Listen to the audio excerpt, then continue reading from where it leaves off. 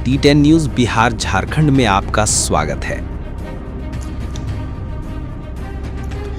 बेगूसराय जिले के चरिया बरियारपुर विधानसभा क्षेत्र में आज एनडीए घटक दलों की एक अहम बैठक आयोजित की गई। बिहार सरकार के राष्ट्रीय महासचिव मनीष वर्मा की अध्यक्षता में हुई इस बैठक में चरिया बरियारपुर के एनडीए प्रत्याशी अभिषेक आनंद के समर्थन में सभी कार्यकर्ताओं ने एकजुट होकर जीत का संकल्प लिया। आपको बता दें कि सभा को संबोधित करते हुए मनीष वर्मा ने कहा कि जब से बिहार में मुख्यमंत्री नीतीश कुमार की सरकार बनी है, तभी से राज्य में केवल विकास का काम हुआ है। उन्होंने कहा कि नीतीश कुमार सुबह 7 बजे से लेकर देर रात तक जनता के काम में लगे रहते हैं और उन्होंने कभी अपने परिवार के लिए नहीं बल्कि जनता के हित में कार्य किया है। आगे मनीष वर्मा ने कहा कि 75 वर्ष की उम्र में भी नीतीश कुमार का जो जोश और समर्पण है वह युवाओं के लिए प्रेरणा है। उन्होंने ये भी कहा कि पिछली बार कुछ गलतियां हुई थी, लेकिन इस बार एनडीए भारी मतों से जीत दर्ज करेगा। बैठक के दौरान जनता से संवाद करते हुए जहां लोगों ने अपनी समस्याएं बताई, इस पर मनीष वर्मा ने भरोसा दिलाया कि एनडीए की सरकार बनने पर हर समस्या का समाधान किया जाएगा।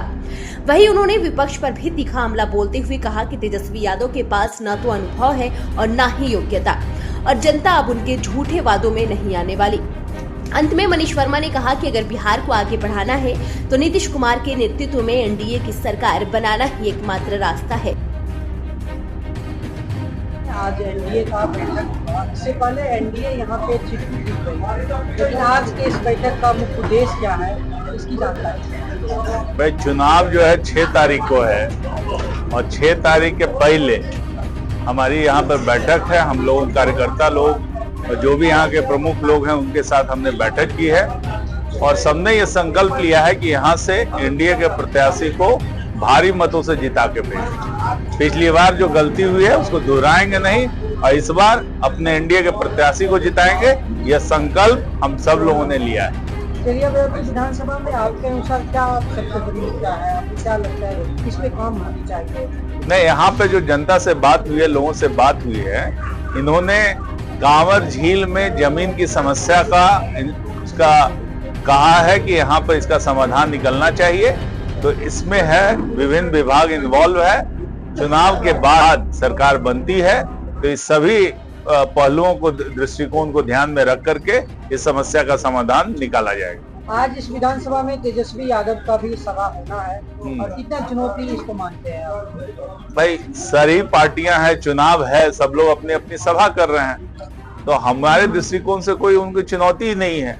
वो कहीं टिकते ही नहीं है। वो 10 साल 15 साल से जब भी हैं राजनीति में हैं, नीतीश जी के सहारे डिप्टी सीएम का पद पा गए थे, लेकिन अब जब उनको कोई सहयोग नहीं रहा है तो उनकी कोई हैसियत नहीं है, अपनी कोई योग्यता नहीं है। जनता, बिहार की जनता उनको देख रही है कि जब आप में उतनी योग्यता नहीं, क्षमता नहीं, तो जनता आप पे क्यों भरोसा करे। और ऐसे ऐसे झूठ का पुलिंदा अपना घोषणा पत्र करते हैं जिस पर जनता कभी भरोसा करने वाली नहीं है और जनता कभी भरोसा नहीं करेगी, उनको कभी स्वीकार नहीं करेगी। और यहाँ पर पटना में नीतीश जी के नेतृत्व में एनडीए की सरकार का गठन होगा, यही इसका रिजल्ट है।